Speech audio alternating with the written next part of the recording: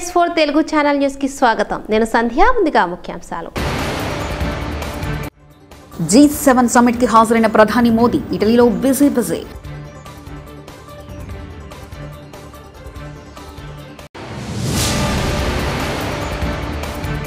ఆంధ్రప్రదేశ్ ఉప ముఖ్యమంత్రి Pawan Kalyan.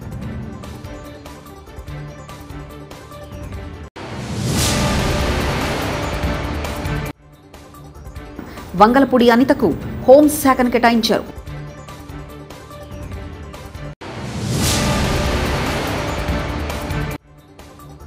YCP alert, రంగంలోకి జగన్. ఇటలీలో ప్రతిష్టాత్మకంగా G7 సభ్య దేశాల సమావేశం కొనసాగుతుంది. ఈ సమావేశానికి హాజరయ్యేందుకు ఇటలీ వెళ్లారు ప్రధానమంత్రి నరేంద్ర మోదీ. ఆయన బిజీగా ఇటలీలో గడిపారు.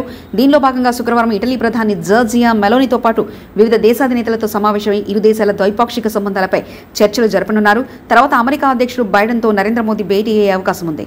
కాగా ప్రతిష్టాత్మక G7 సమ్మిట్ ఇటలీలో నిన్న గురువారం అట్టహాసంగా ప్రారంభమైంది. ఈ సమావేశం కోసం భారత ప్రధాని మోదీతో పాటు G7 సభ్య దేశాల దేశాధినేతలు ఇప్పటికే అక్కడికి చేరుకున్నారు.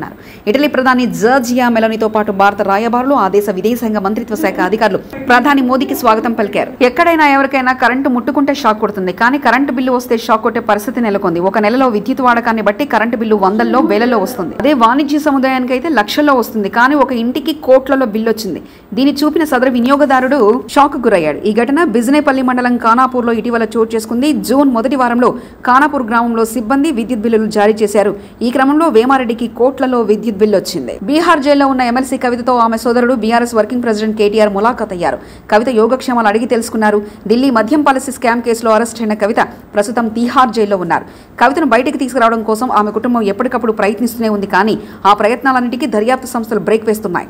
ఎప్పుడు బెయిల్ కోసం ఆమె తరఫు న్యాయవాదులు న్యాయస్థానాన్ని ఆశ్రయించినా కూడా దర్యాప్తు సంస్థలు కొత్త విషయాలను వెలుగులోకి తీసుకొస్తున్నాయి. దీంతో బెయిల్ వాయిదా పడుతూనే ఉంది. ఆంధ్రప్రదేశ్ ఉప ముఖ్యమంత్రి పవన్ కళ్యాణ్ కు అభినందనలు వెల్లువెత్తుతున్నాయి. ఏపీ ముఖ్యమంత్రి నారా చంద్రబాబు నాయుడు తన కేబినెట్ మంత్రులకు నేడు శుక్రవారం శాఖలను కేటాయించిన విషయం తెలిసిందే. ఈ జాబితాలో పవన్ కళ్యాణ్ కు డిప్యూటీ సీఎంతో పాటు పంచాయతీరాజ్, గ్రామీణ అభివృద్ధి, అటవీ, పర్యావరణం, సైన్స్ అండ్ టెక్నాలజీ శాఖలను కేటాయించారు. ఈ సందర్భంగా పవన్ కళ్యాణ్ మంత్రులకు చంద్రబాబు ట్విట్టర్ వేదికగా శుభాకాంక్షలు తెలిపారు. టీడీపీ నర్సీపట్నం ఎమ్మెల్యే అయ్యన్న పాత్రుడికి సీఎం చంద్రబాబు ఆఫీస్ నుంచి ఫోన్ వెళ్లింది. అయ్యన్నను సాయంత్రం సచివాలయానికి రావాలని సూచించారు. ఇటీవల ప్రకటించిన కేబినెట్లో ఆయన పేరు లేదు. దీంతో స్పీకర్ పదవి ఇచ్చేందుకు చంద్రబాబు మొగ్గు చూపుతున్నారని సమాచారం. ఇదే అంశంపై ఆయనతో చర్చించనున్నారని తెలిసింది. ముఖ్యమంత్రి తర్వాత స్థానం ఎవరిదంటే డిప్యూటీ సీఎం ఉన్న హోంశాఖ మంత్రిదేనని సుస్పష్టం. చంద్రబాబు కేబినెట్లో మంత్రులకు తాజాగా శాఖలు కేటాయించారు. ఈ నేపథ్యంలో వంగలపూడి అనితకు హోంశాఖను కేటాయించారు. అయితే హోంశాఖను అనితకు కేటాయించడంపై రాజకీయ వర్గాల్లో ఓ వాడివేడి చర్చ అయితే ఊపందుకుంది. ఆమెకు ఈ శాఖను కేటాయించడంలో ముఖ్యమంత్రి నారా చంద్రబాబు నాయుడు వ్యూహాత్మకంగా అడుగు వేశారనే ఓ చర్చ సైతం నడుస్తుంది.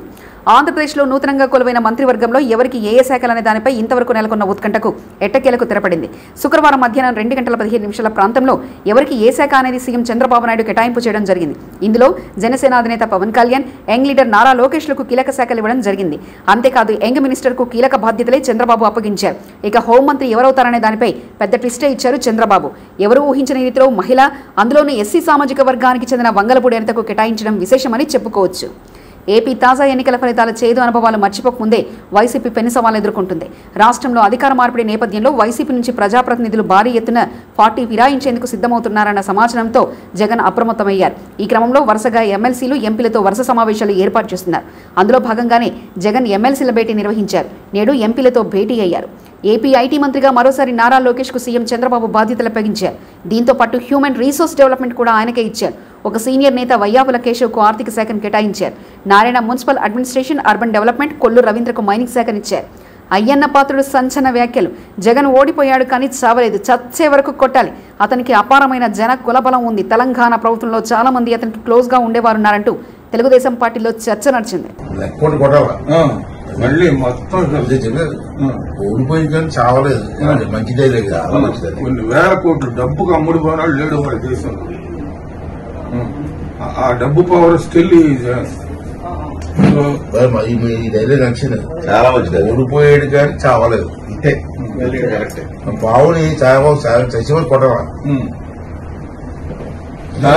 బావుని వదలరా, చచ్చిపోయి కొట్టరా అంటారు. నేను ఎందుకు చెప్పానంటే మీరు కరెక్ట్ గా రిసీవ్ చేసుకుంటారు. మిగతా వాళ్ళు చేసుకున్నారు.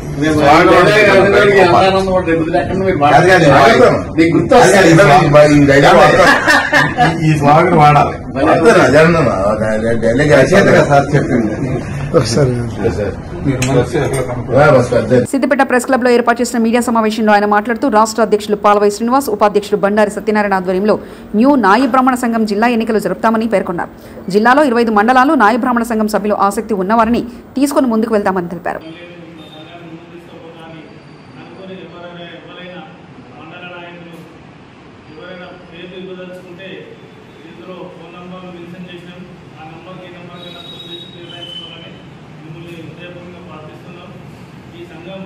నిర్వహించే ఎన్నికలు త్వరలో జరుగుతాయి. అది వచ్చే నెలలో ఏ తారీఖు మళ్ళీ మేము చెప్తాం. మీ అందరికీ కలిసిన తర్వాత చెప్పడం జరుగుతుంది. అంటే సమావేశానికి తప్పకుండా అందరూ హాజరై ఈ సంఘాన్ని మీటింగ్ మన సిద్దిపేట పట్టణ వినాయ బ్రాహ్మణ సేవా సంఘం తరఫున ఈ సమావేశం నిర్వహించడం జరిగింది. ఈ సమావేశం ఎందుకు నిర్వహించడం అంటే ఈ సిద్దిపేట జిల్లా నూతనంగా ఏర్పడబోతుంది. వేరే కొంతమంది దుష్టశక్తులు నేనే అందిస్తుందని చెప్పుకొని జరిగిన దాఖలాలు ఉన్నాయి. అటువంటి వాటిని అన్ని తృప్తిపడేయడానికి మా రాష్ట్ర అధ్యక్షుడు అయినటువంటి పాల్వై శ్రీనివాస్ గారి ఆధ్వర్యంలో నేను కూడా అదే సంఘంలో ఉంటూ ఉపాధ్యక్షుడిగా 9 ఏళ్ల ముందు కొనసాగుతున్న ఈ రాబోయే రోజులలో ఈ మన జిల్లాలో ఉన్నటువంటి 25 మండలాల్లో తిరిగి మన నాయక సోదరులు కులబాంధవులు అందరినీ కలిసి వచ్చే నెలలో మీటింగ్ జిల్లా మీటింగ్ ఘనంగా ఏర్పాటు చేసుకుంటామని రాష్ట్ర నాయకుడు పాల్వై శ్రీనివాస్ గారి ఆధ్వర్యంలో ఏర్పాటు చేసుకుంటామని తెలియజేయడం జరుగుతూ ఉంది. ఈ సమావేశానికి ఎవరైనా ఆసక్తి కలిగిన వ్యక్తులు నేను సంఘానికి సేవ చేస్తా, నేను సంఘం కోసం పనిచేస్తా, పనిలేదు నా సంఘాన్ని ముందు తీసుకోపోతా అని అనుకుని ఎవరైనా మండల నాయకులు ఎవరైనా పేర్లు ఇవ్వదలుచుకుంటే ఇందులో ఫోన్ నంబర్లు మెన్షన్ చేసినాం. ఆ నంబర్కి ఈ నంబర్కి నిర్ణయించుకోవాలని మిమ్మల్ని హృదయపూర్వకంగా ప్రార్థిస్తున్నాం. ఈ సంఘం నిర్వహించే ఎన్నికలు త్వరలో జరుగుతాయి. అది వచ్చే నెలలో ఏ తారీఖు మళ్ళీ మేము చెప్తాం. మీ అందరికీ కలిసిన తర్వాత చెప్పడం జరుగుతుంది. అంటే సమావేశానికి తప్పకుండా అందరూ హాజరై ఈ సంఘాన్ని మీటింగ్ విజయవంతం చేయగలరని కోరుచు ఇట్లు మన సేవా సంఘం తరఫున రాష్ట్ర ఉపాధ్యక్షుడు బండారి సత్యనారాయణ గారు మాట్లాడడం జరిగింది.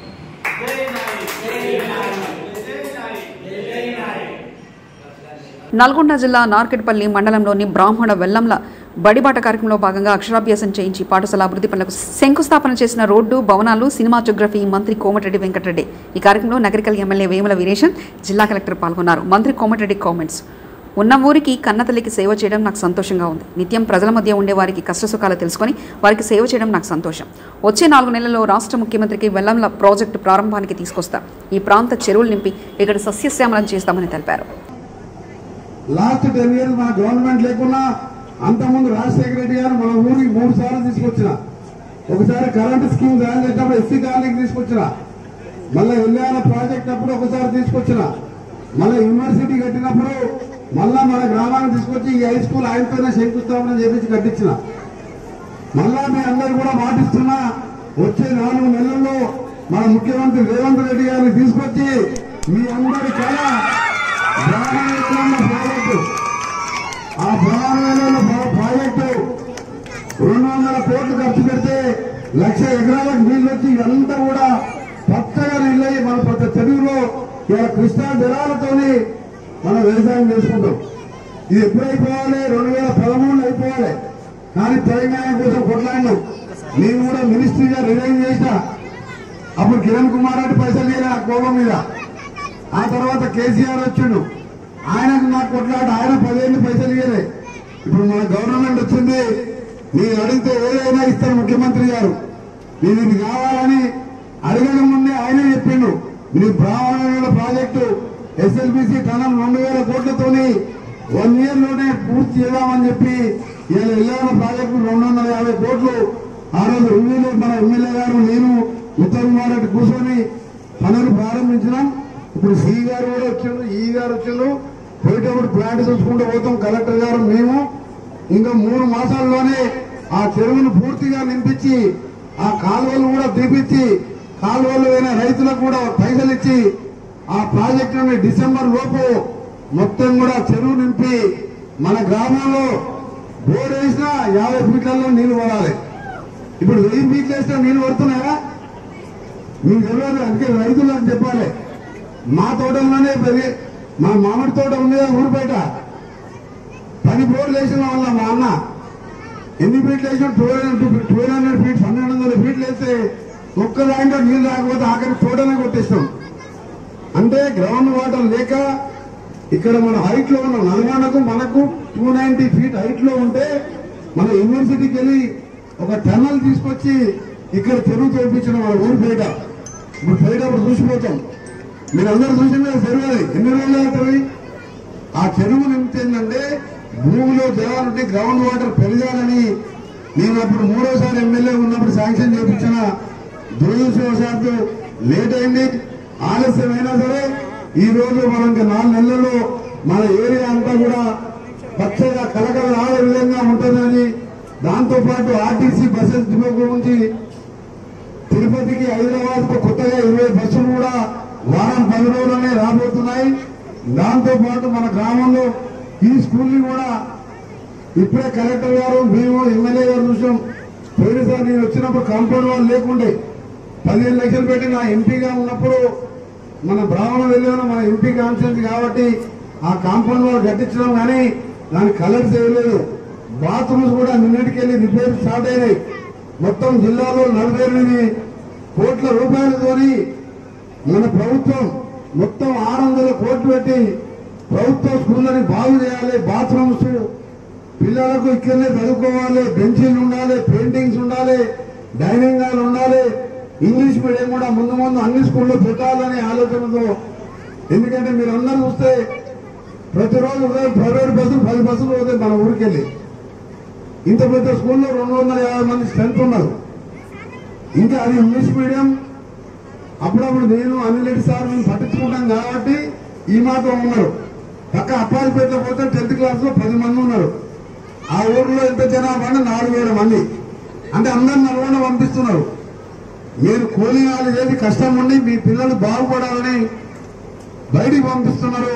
కానీ మన ప్రభుత్వం కాంగ్రెస్ ప్రభుత్వం ఈ రోజు మన స్కూల్ బాగు చేపించి గవర్నమెంట్ స్కూల్లోనే పేదవాళ్ళందరూ చదువుకోవాలి. ఇక్కడ మంచి మంచి ఉపాధ్యాయులు ఉంటారు. ప్రైవేట్ స్కూల్లో కంటే మంచి ఉపాధ్యాయులు ఉంటారు. మనం ఏది బాగుపడాలన్నా ఇక్కడ చూసిన అక్క చెల్లెలందరికీ మీరు ఇట్లనే చదివిపోతే మీరు ఆయన 16 ఏళ్ళకే పెళ్లి చేస్తారు. ఆ పోతే సంసారం చేసి ఆమె తరపులని ఇది ఎప్పుడు చూసినా ఇదే ఉంటది. మనం డెవలప్ కావాలంటే మీరు ఒక పూట ఉపవాసం ఉన్నా సరే మీ పిల్లలకు చదివిస్తే అదే మీరు ఇచ్చే ఆస్తి. దానికోసం కష్టపడాలి మీరు. ఇక్కడ నేనున్న ఊళ్ళో ఎల్లవన్న కాడ మీకు ఎవరికి ఏ ఇబ్బంది ఉన్నా ఏ ఇంట్లో ఇబ్బంది ఉన్నా చదివిస్తా. అన్ని ఊళ్ళల్లో అందరూ ఉండరు కదా. అందుకని గవర్నమెంట్ బాధ్యత తీసుకున్నది. మన క్యాబినెట్ లో 600 కోట్లు రిలీజ్ చేసినాం. మన జిల్లాకు 50 కోట్లు వచ్చినాయి. ఇంకా కావాలంటే బడ్జెట్ వస్తాయి. ఇలా మీకు ఎప్పుడైనా డ్రెస్ స్కూల్ స్టార్ట్ కాకుండా డ్రెస్ వచ్చిందా? మీరు జర ఎస్ఐ గారు అంతకుముందు డ్రెస్ వచ్చింది ఎప్పుడైనా మీకు? సార్ స్కూల్ స్టార్ట్ అయ్యే ముందు రోజు వచ్చిందా లేదా? గట్టిగా చెప్పాలి. అంతకుముందు ఎప్పుడైనా వచ్చిందా? ఇంకో డ్రెస్ కూడా వారం రోజులు వస్తుంది. ఇది ఎవరు కుట్టిన డ్రెస్? ఇది మన నల్గొండలో మన మహిళా సంఘాల వాళ్ళే కుట్టిండు. అందుకనే ఈ డ్రెస్సెస్ ఇంకా మీకు మెటీరియల్ ఏమి కావాలన్నా మన మహిళా సంఘాల ద్వారా చేపిస్తాం. ముఖ్యంగా మన కలెక్టర్ గారు మహిళా సంఘాలకు ఎన్నో వేరే జిల్లాలో కలెక్టర్ ఉన్నప్పుడు అన్ని విధాల మహిళా సంఘాలకు వాళ్ళకు జీవనానికి భర్తకు ఆదాయానికి తోడుగా ఉండడానికి ఎన్నో నేర్పించిన వాళ్ళు. అందుకని మన జిల్లాను కూడా ఆ విధంగా అభివృద్ధి చేసుకున్నాం. ముఖ్యంగా ప్రైవేట్ స్కూళ్లలో పోటీ పడే విధంగా ప్రైవేట్ స్కూళ్ళని బంద్ కావాలి, గవర్నమెంట్ స్కూళ్ళని తెరవాలన్నదే మన కాంగ్రెస్ ప్రభుత్వం రేవంత్ రెడ్డి గారి మా లక్ష్యం. మేమందరం మినిస్టర్లను సీఎం గారు టీమ్ గా పనిచేస్తున్నాం. అందుకని కొత్త టీచర్లను కూడా రాబోతున్న 13,000 మంది. అందుకని మీ అందరూ కూడా మరొకసారి చాలా సంతోషం అనిపిస్తున్నది. సమయం లేదు, ఇంకా చాలా ప్రోగ్రామ్స్ ఉన్నాయి. తప్పకుండా 15 రోజుల్లో మీ స్కూలు అంటే మన స్కూలు, నా స్కూల్ అన్నట్టు నేను చదువుకున్న స్కూలు. G7 సమ్మిట్ కి హాజరైన ప్రధాని మోదీ ఇటలీలో బిజీ.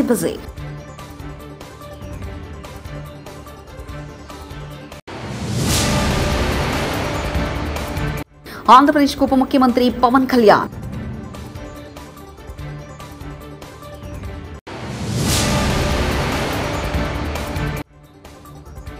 వంగలపూడి అనితకు హోంశాఖను కేటాయించారు.